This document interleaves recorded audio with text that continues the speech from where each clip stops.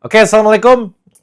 Ada beberapa hal yang ingin gue sampaikan, terutama pesan ke PSSI, karena ini penting banget berkaca dari kemarin pertandingan Persebaya lawan Persija. Bonek dan Jackmania luar biasa. Ini apa namanya ada kaitan dengan apa yang akan gue sampaikan. Tapi sebelum gue ke sana, ini gue singkat aja. Gue mau singkat aja videonya karena gue sebenarnya mau bikin dari kemarin, cuman gue agak kurang enak badan, jadi gue baru bisa bikin sekarang. Udah agak pulihan, gue baru bisa bikin sekarang. Oke, gue mau ngasih tahu kalau promonya masih ada minyak wangi itu yang travel pack. Jadi kalau lo beli kaos gue, kaos Persija ini, nanti gue kasih bonus satu yang travel pack yang bisa kalian kantongin, kemasan 10 mili, yang bisa kalian taruh tas juga. Jadi beli kaos nanti dapat gratis si parfumnya. Kalau mau, lo cek aja ada keranjang di bawah yang muncul ini. Silahkan kalian beli dari situ. Oke?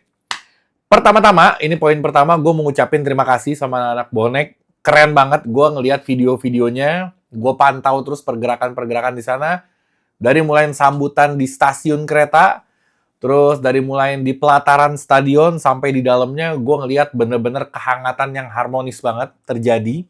Dan ini membuktikan kalau apa namanya sebenarnya bisa, semua bisa dilakukan. Sebenarnya perdamaian itu bisa terjalin asalkan ada campur tangan dari pihak klub dan pihak federasi dari PSSI. Gue mau bilang ke PSSI kalau aturan larangan away itu rasanya udah boleh untuk dicabut gitu. Jadi kalau mau larang jangan dipukul rata untuk semua tim nggak dibolehin away.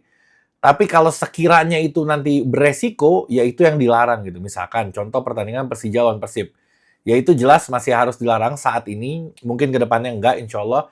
Tapi saat ini memang harus dilarang gitu. Nggak boleh ada yang away ke Bandung atau yang dari Bandung away ke Jakarta. Itu boleh dilarang. Tapi kalau misalkan Persija lawan Persebaya away ke Surabaya, anak bonek away ke Jakarta, atau tim Arema datang ke Jakarta, rasanya sih menurut gue jangan ada larangan gitu. Karena apa? Karena pertemuan itu bisa justru mengeratkan hubungan yang sedang harmonis. Kalau nanti mereka nggak ketemu-ketemu, kedua tim ini nggak saling ketemu, antara ketua umum sama ketua umum yang nggak ketemu, antara fans yang nggak ketemu, terus pasti aja di media sosial ada perdebatan. Nah, itu yang bisa jadi pemicu pecah lagi gitu. Jadi, dengan pertemuan itu justru silaturahmi semakin terjalin, justru perdamaian semakin kuat dengan ada pertemuan. Kalau melarang, kebiasaannya PSSI itu kalau melarang pukul rata semua. Misalkan ada kejadian kerusuhan di contoh lah Kanjuruhan misalkan.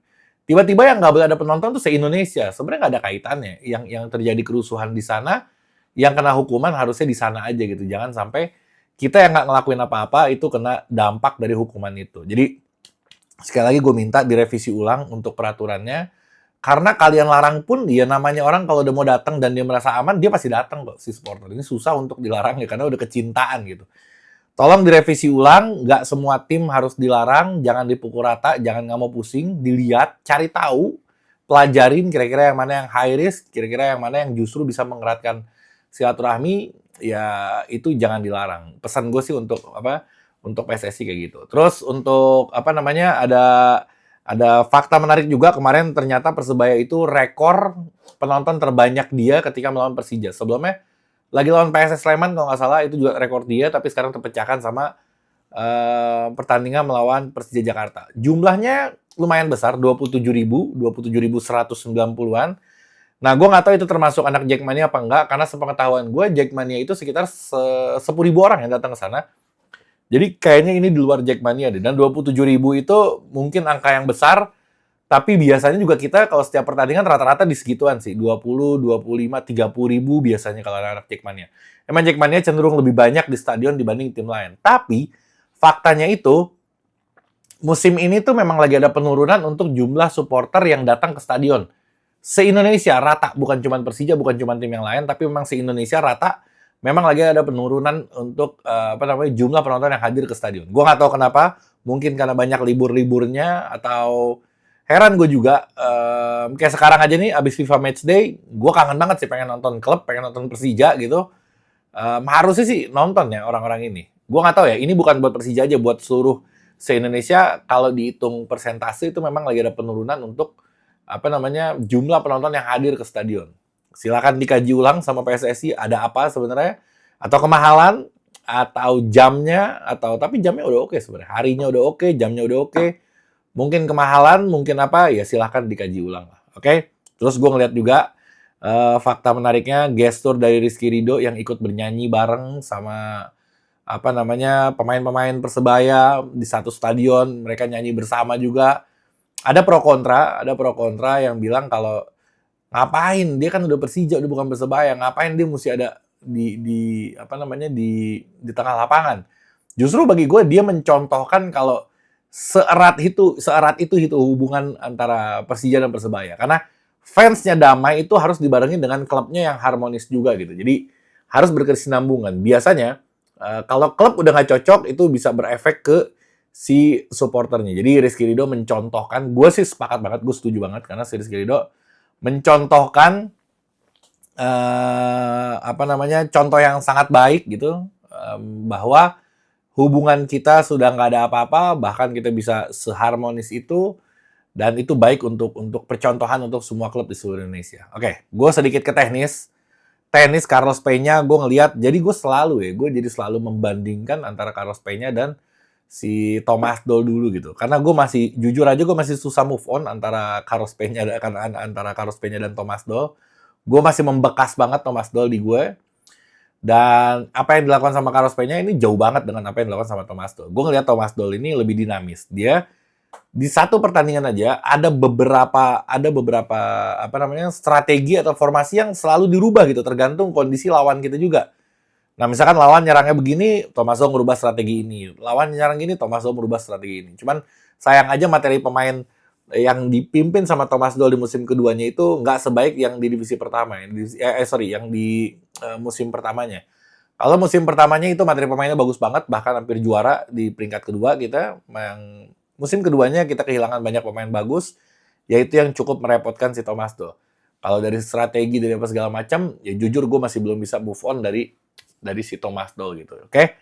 Nah, Carlos Peña ini cenderung lebih monoton gitu. Gue ngelihat beberapa kali lawan kita ngerubah gaya serangan, tapi dia masih tetap pakai strategi dan formasi yang sama. Jadi nggak bisa mengikuti dengan apa namanya dengan kondisi yang terjadi saat itu gitu. Jadi dia pakem kalau udah formasi begini sampai selesai begitu. Mungkin ya ada apa namanya karena pengalamannya atau karena apanya gue nggak ngerti. Tapi bagi gue kalau dibandingkan dengan Thomas Doll sangat jauh. Cuman sekarang ya kita masih harus nunggu karena lagi-lagi gue menargetkan diri gue kalau misalkan mau menilai satu pelatih atau pemain itu ya paling enggak sampai paruh musim gitu. Setengah musim itu bisa kelihatan lah oke apa enggak si pelatih ini. Jadi masih ada beberapa waktu lagi untuk penilaian ke si Carlos Peña. Cuman kalau nilai dibandingkan sama apa ya, sama si Thomas Doll tentu jauh banget gue dan nggak bisa dibandingin lah. Gue terlalu apa jatuh cinta sama Thomas Doll. Mudah-mudahan dia bisa balik lagi ke Persija. Terus Carlos Peña terakhir di konferensi persnya dia bilang, saya mengakui anak-anak tidak bisa mengatasinya dengan baik untuk kedua gol Persebaya dan itu berlangsung sangat cepat dia bilang. Kredit untuk Persebaya yang berhasil memenangkan pertandingan ini. Terus dia bilang pada babak pertama kami sangat mendominasi permainan bahkan sempat mencetak gol. Namun pada babak kedua kami kebobolan 2 gol yang menurut saya itu cepat. Nah itu dia maksud gue. Ketika kita di babak pertama kita mendominasi, kita oke banget permainannya. Nah di babak kedua kan si Persebaya ngerubah strategi dia dong. Nah ketika si Persebaya merubah strateginya, kita nggak mengikuti perubahan strateginya gitu. Jadi dia membaik, ya kita masih di situ, ya tentu kita akhirnya kena comeback. Itu sih catatan gue untuk Persija di pertandingan lawan Persebaya kemarin. Oke? Sekian dari gue. Jangan lupa gue ingetin sekali lagi kaos gue ini. Beli kaos gue dapat gratis parfum gue yang 10 mili. Ya lumayan lah.